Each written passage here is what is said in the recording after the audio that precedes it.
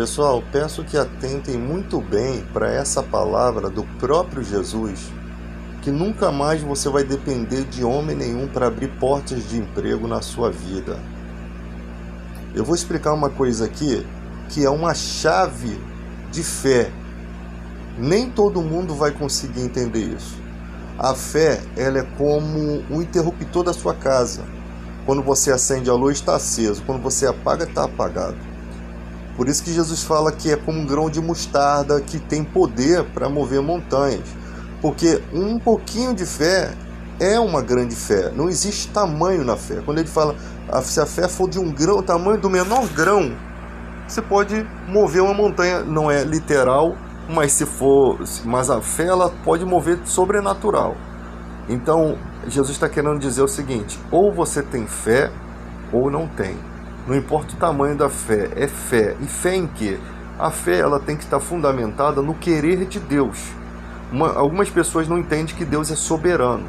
Mas se eu não posso chegar porque eu tenho o nome de Jesus e creio nesse nome, que eu vou levantar o cadeirante sempre que eu orar. Porque Deus é soberano. Eu vou orar e pedir a Deus para que ele levante. Porque você percebe lá que Paulo estava com Epafrodito, e Epafrodito adoeceu mortalmente, mas não foi Paulo que curou ele, foi o próprio Deus que curou ele para que Paulo não tivesse tristeza sobre tristeza, porque ele tinha vindo de uma tribulação.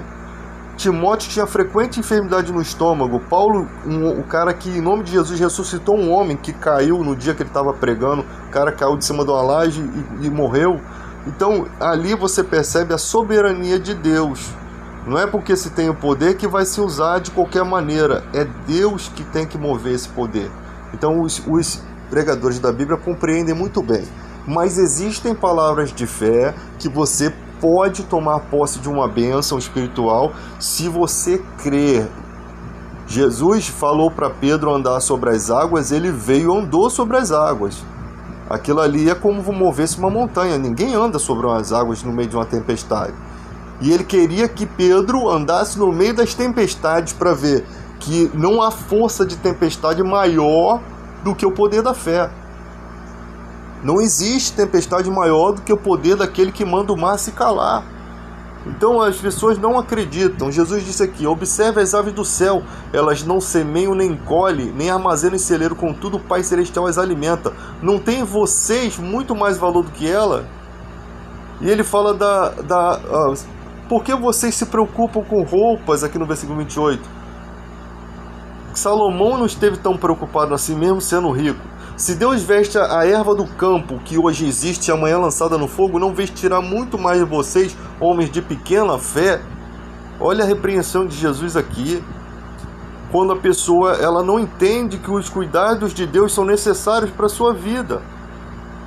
Jesus está dizendo literalmente aqui para você não andar ansioso, porque Deus vai cuidar. Então lance suas ansiedades sobre o Senhor, que Ele tem cuidado de você.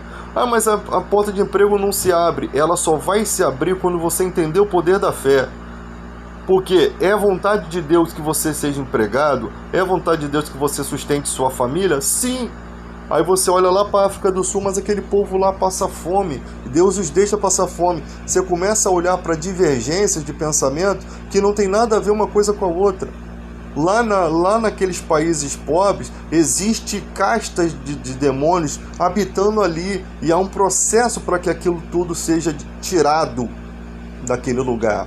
São lugares onde Satanás às vezes reina por conta da ignorância do povo, por conta das milícias que tem naquele lugar. Como aconteceu lá na oração de Daniel, que o dia que ele orou, o anjo foi lá dar esclarecimento a Daniel, para ele não desanimar na oração, porque quem ora tem resposta. E Daniel mostra isso para nós, né, que o príncipe da potestade ali, havia seres da maldade se opondo à oração de Daniel, se opondo àquelas circunstâncias. Então havia um desenrolar de uma batalha espiritual ali, que precisava ser acompanhado dentro da limitação de um tempo, mas Deus traria a vitória. Por isso que a Bíblia fala para a gente perseverar na oração. Você tem que aprender a perseverar, não acreditar. Foi isso que Jesus quis mostrar quando o cego clamava: Jesus, filho de Davi, tem misericórdia de mim. A Bíblia fala que Deus habita com um contrito de coração, e Jesus não podia abandonar aquele homem, mas Jesus de propósito deixou, e aquele homem ficava clamando, insistindo. Por quê? Porque ele vai sair dali com a resposta dele. Então a fé é quando você insiste. Olha o que Jesus está mostrando: quando você insiste numa coisa, quando você insiste no pedido, você sabe que aquele pedido estava fundamentado na vontade de Deus. Você não pode fundamentar sua fé naquilo que Deus não te promete, ou naquilo que Deus não quer realizar, ou naquilo que Deus vai realizar no tempo dele. Você tem que fundamentar sua fé confiando no seu coração, esperando no Senhor. O tempo é Ele que vai determinar.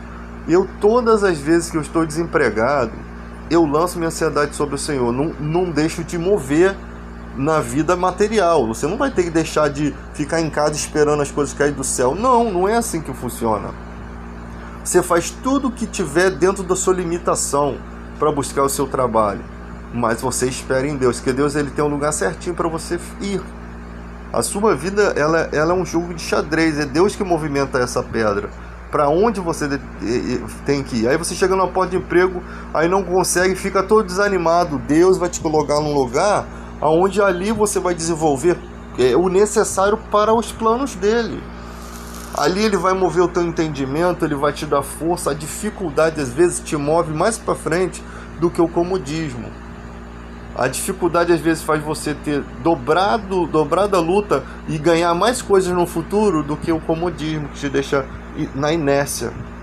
Então às vezes você tem que estar no lugar, às vezes em questão de trabalho, onde você esteja satisfeito. Às vezes não é o salário que te deixa satisfeito, mas o ambiente de trabalho, as pessoas que te cercam, às vezes a condução que é boa para você ir trabalhar, o trabalho não é tão pesado. Então, a Bíblia fala que quem anda no pecado, Deus dá trabalho, né? Ou seja, tem gente aí que está sobrecarregada de trabalho, porque se Deus deixar ela muito livre, ela vai ficar pecando e vai se destruir. Mas quando você vem para a presença de Deus, os fardos se tornam leves. O meu fardo é leve, o meu jugo é suave. Vinde a mim, vós que estáis cansados e oprimidos. E essa opressão é diabólica, os oprimidos do diabo, né? Colossenses 1,13, ele nos tirou do império das trevas e nos transportou para o reino do Filho, nos fez propriedade exclusiva dele. Então o fardo é leve. Aprendei-vos de mim, que sou manso e humilde de espírito, de coração. O meu fardo é leve, o meu jugo é suave. Então servir a Deus não é uma coisa penosa como as pessoas pensam. Agora, você tem que lutar contra a carne, você tem que resistir ao diabo, né? Qualquer pessoa pode experimentar a fé, porque Deus é recompensador dos que o buscam. Aquele que bate, a porta se abre, aquele que busca, encontra. Está aberto. Qual é o pai que, se o filho pedir pão, lhe dará uma pedra, ou se pedir ovo, lhe dará uma serpente? Então está aberto o reino de Deus para quem quiser. Mas tem gente que só vai lá, usa, recebe de Deus, porque Deus é fiel mesmo que sejamos infiel, e depois sai. Vai ter uma hora que Deus vai parar de fazer. Porque Deus não é... Você faria isso com um amigo? Imagina, toda vez que você pega lá R$50 com um amigo emprestado e não paga, né? Você não está honrando uma amizade, você não tem compromisso com aquilo. Então Deus também não vai ter compromisso com você. Então com Deus tem que ter aliança, tem que ter compromisso, para que você possa entender coisas muito maiores do que você pensa para a sua vida.